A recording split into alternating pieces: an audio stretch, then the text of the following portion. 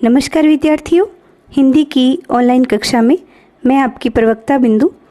बच्चों, पिछले कालांश में हमने निबंध लेखन की जो उपयोगी बातें हैं उन पर चर्चा की थी और आज हम नारी शिक्षा का महत्व इस निबंध पर विचार करते हैं। बच्चों, नारी शिक्षा की क्या आवश्यकता है? हम जानते हैं कि बिना शिक्षा के किसी भी जीवन की कल्पना नहीं की जा सकती और समाज में स्त्री और पुरुष दोनों का ही समान रूप से शिक्षित होना आवश्यक है। इस निबंध में हम नारी शिक्षा का क्या महत्व है इस पर चर्चा करेंगे। पुराने समय में नारी का कार्य केवल घर का काम संभालना, बच्चे की देखभाल करना आदि ही हुआ करता था और उनकी पढ़ाई लिखाई को देखकर ज़्यादा कोई व्यवस्था नहीं थी। पर बदलता समय जो है इसमें महिला शिक्षा पर बहुत जोर दिया जाता है। इसके कारण क्या है? क्योंकि एक सभ्य समाज का निर्माण उस देश के शिक्षित नागरिकों के द्वारा ही हो पाता है और नारी जो है इसमें एक अहम हिस्सा रखती है। परिवार की छोटी छोटी इकाइयां मिलकर ही एक समाज का गठन करती हैं और समाज से राष्ट्र का निर्माण होता है। चूंकि परिवार का केंद्र बिंदु या धुरी जो है एक नारी होती है, एक शिक्षित नारी पर परिवार की सारी जिम्मेदारी हुआ करती है। तो परिवार तभी शिक्षित माना जाता है जब उस परिवार की नारी जो है पढ़ी लिखी हो, शिक्षित हो, सभ्य हो, तभी समाज शिक्षित हो पाता है और समाज से ही पूरा राष्ट्र शिक्षित माना जाता है। इसलिए कहा भी है किसी ने कि जब किसी पुरुष को आप शिक्षित करते हो, यानी किसी आदमी को आप शिक्षित करते हो, तो सिर्फ एक आदमी ही शिक्षित हो पाता है। परंतु जब आप एक स्त्री को शिक्षित करते हो, एक महिला को शिक्षित करते हो, तो एक पूरी पीढ़ी को आप शिक्षित करने का काम करते हैं। कारण दो परिवारों को अच्छे संस्कार देने का काम जो है एक पढ़ी लिखी बेटी, एक बहू के रूप में एक महिला किया करती है। तो एक पीढ़ी को शिक्षित करने का काम एक महिला बहुत ही अच्छे ढंग से कर पाती है। इसीलिए नारी का शिक्षित होना बहुत ही आवश्यक है। नई पीढ़ी में अच्छे संस्कार डालने का काम जो है वो महिला ही कर पाती है। इसीलिए नारी शिक्षा को वर्तमान समय में बहुत ही महत्व दिया जा रहा है।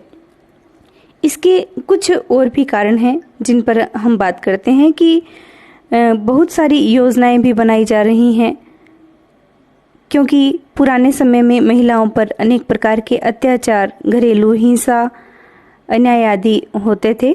तो उनका विरोध कैसे किया जाए या उनसे कैसे लड़ा जाए, ये भी एक नारी तभी कर पाएगी जब वो पढ़ी लिखी होगी और उसे अपने अधिकारों का ज्ञान होगा। जहाँ तक शिक्षा की बात है, शिक्षा का प्रश्न है, तो भले ही पुरुष हो या नारी हो, दोनों के लिए ये महत्वपूर्ण है। शिक्षा सभी को समान रूप से हित साधन के रूप में काम आती है और भारत जैसे विकासशील देश में तो नारी का पढ़ा लिखा होना और भी ज़्यादा आवश्यक है, क्योंकि एक महिला ही अपने बच्चों का पालन पोषण करती है, यानी एक स्त्री पर ही बच्चों के पालन पोषण की जिम्मेदारी होती है।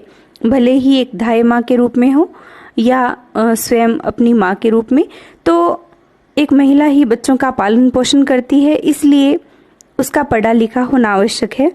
अन्य देशों में बच्चों को पालने पोसने का काम जो है पुरुष भी करते हैं और उनके लिए जैसे आया है, या फिर ये कहें कि पुरुष जो है वो भी बच्चों को संभालने का काम करते हैं, अन्य पुरुष भी बच्चों का पालन पोषण करते हैं।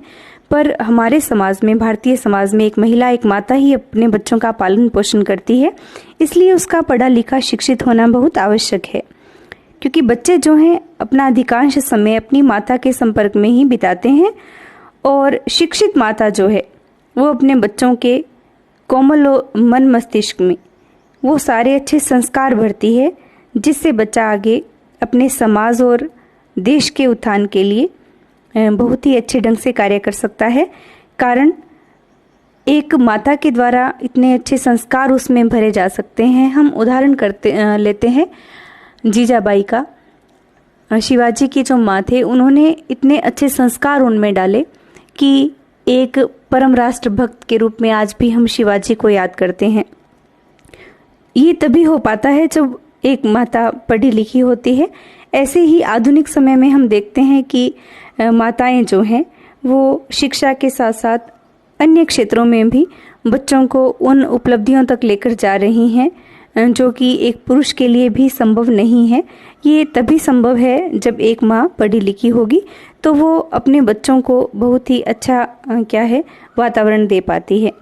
तो इसके लिए सरकार द्वारा भी व्यवस्था की गई है कि अच्छे नंबरों से पास होने वाली लड़कियों के लिए पुरस्कार आदि की व्यवस्था की जाती है, ताकि नारी शिक्षा को बढ़ावा दिया जा सके। बच्चियों के लिए बस आदि की व्यवस्था भी की जाती है, ये हम देख रहे हैं। फ्री शिक्षण की व्यवस्था की गई है, यानी किसी प्रकार का शुल्क बच्चियों की शिक्षा के लिए नहीं लिया जाता। नारी का कर्तव्य जो है केवल बच्चों का पालन पोषण करना ही नहीं है, घर परिवार की और भी बहुत सारी जिम्मेदारियां होती हैं।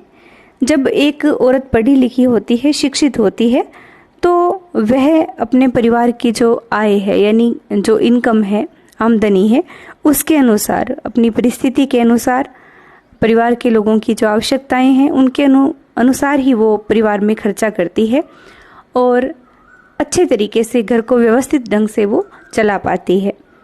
ये तभी संभव है जब वो महिला पढ़ी लिखी हो। घर का संचालन बहुत बेहतर ढंग से एक पढ़ी लिखी नारी कर सकती है। विश्व की प्रगति की बात करें तो शिक्षा के बल पर ही विश्व जो है वो आगे बढ़ पाता है। और नारी जाति यदि अशिक्षित रह जाए तो हम जानते हैं कि लगभग आधा हिस्सा जो है महिला वर्ग का है, नारी वर्ग का है। तो इतना बड़ा हिस्सा अगर अशिक्षित रह जाएगा तो विश्व की जो विकास गति है वो अनुकूल नहीं रह पाएगी, यानी असमर्थ हो जाएगी। और यही यदि नारी शिक्षित हो जाए तो वो न केवल अपने परिवार को सुखमयी बना सकती है या अपने निजी जीवन को सुखमयी बना सकती है, बल्कि वो इसके बाद अपने समाज के लिए, अपने देश के लिए, राष्ट्र की प्रगति के लिए भी वो कार्य कर सकती है। हम वर्तमान समय में देखते भी हैं कि बहुत सारी महिलाएं अपने निजी या ये कहें कि पारिवारिक जिम्मेदारियों से बाहर निकल करके समाज के लिए, देश के लिए, राष्ट्र के लिए बहुत महान उपलब्धियां हासिल कर रही हैं या बहुत ही अच्छा काम कर रही हैं। तो ये तभी संभव है जब एक महिला पढ़ी लिखी होती है। हम रेलवे में, बसों में और यहाँ कहे कि वायुयान जो हैं उनकी चालक भी हैं, वर्तमान समय में भी नारियां ही हैं। तो ये तभी संभव है जब महिलाएं पढ़ी लिखी हों। भारत में महिलाओं का 64.6% भाग जो है वो शिक्षित है और इसमें शहरी महिलाएं अधिक शिक्षित हैं। स्वतंत्रता के बाद शिक्षा का प्रचार प्रसार काफ़ी हो रहा है और केरल एक ऐसा राज्य है जहां पर महिलाएं भी 100% शिक्षित हैं। तो ये अपने आप में एक बहुत बड़ी उपलब्धि है। पुराने समय में भले ही शिक्षा की कमी रही हो, नारी शिक्षा की कमी रही हो, कारण कि हमारा देश सदियों से गुलाम था, परंतु वर्तमान समय में उन्हें चूल्हे चौके से बाहर निकाल के, घर के कार्यों से बाहर निकाल करके देश के विकास के लिए आगे लाने की ज़रूरत है, ताकि अगर वो पढ़ी लिखी हों तो न केवल स्वयं का बल्कि अपने देश का कल्याण कर सके, बच्चों का पालन पोषण और उनको सभ्य और सुशिक्षित बना सके। तो इसलिए महिला का पढ़ना लिखना बहुत आवश्यक है।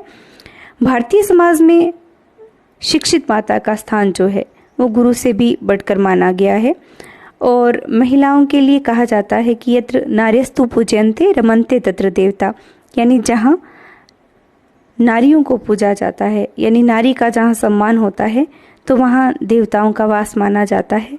हम जानते हैं कि किसी भी व्यक्ति को, भले ही वो नर हो या नारी हो, तभी मान सम्मान मिल पाता है जब वो सुशिक्षित हो, संस्कारी हो, अच्छे श्रेष्ठ उसमें गुण हो। और ये तभी संभव है एक औरत के लिए जब वो पढ़ी लिखी होगी, क्योंकि वो जब स्वयं पढ़ेगी तो अपनी संतान को भी अच्छे संस्कार देगी और बहुत ही महान उसे वो बना सकती है। इसके अलावा समाज में हम देखते हैं कि कुरीतियाँ हैं, अंधविश्वास हैं, आडंबर हैं। तो इन चीज़ों से बचने के लिए एक महिला का पढ़ा लिखा होना बहुत आवश्यक है, क्योंकि महिला जब इस प्रकार की कुप्रथाओं से, कुरीतियों से बाहर निकलेगी तभी वो अपने बच्चों को भी अच्छे संस्कार दे पाएगी और सुशिक्षित बना पाएगी, और उसके बच्चे और नई पीढ़ी भी तभी श्रेष्ठ संस्कारों से युक्त हो पाएगी जब माँ उसको इस प्रकार के अंधविश्वासों से बाहर लाएगी। तो इनको कुप्रथाओं को मिटाने में भी, लांछनों को मिटाने में भी महिला का बहुत अहम हिस्सा हो सकता है, योगदान हो सकता है। सुशिक्षा के द्वारा ही नारी जाति समाज में फैली कुरीतियों को मिटा सकती है और अपने ऊपर लगे जो लांछन हैं उनको दूर कर सकती है। नारी के लिए कहा गया है कि नारी तुम केवल श्रद्धा हो, विश्वास रजत नग पगतल में, पीयूष स्रोत सी बहा करो जीवन के सुंदर समतल में। तो अमृत धारा के समान उसको माना गया है, यानी ममतामयी त्याग स्नेह की मूर्ति उसे माना गया है। तो उसके लिए, यानी इन संस्कारों से युक्त होने के लिए उसका पढ़ा लिखा होना बहुत आवश्यक है, और वर्तमान समय की आवश्यकता को देखते हुए शिक्षा जो है बहुत ही आवश्यक हो गई है। अंत में 2 पंक्तियां हैं कि नारी है ममता की ज्योति, ज्ञान की ज्योति भी बनाना है। नारी है ममता की ज्योति, ज्ञान की ज्योति भी बनाना है। नारी को पढ़ाना है, देश को आगे बढ़ाना है, देश को आगे बढ़ाना है। तो इस निबंध को बच्चों आप अपनी अभ्यास पुस्तिका में भी अवश्य लिखें, जो 2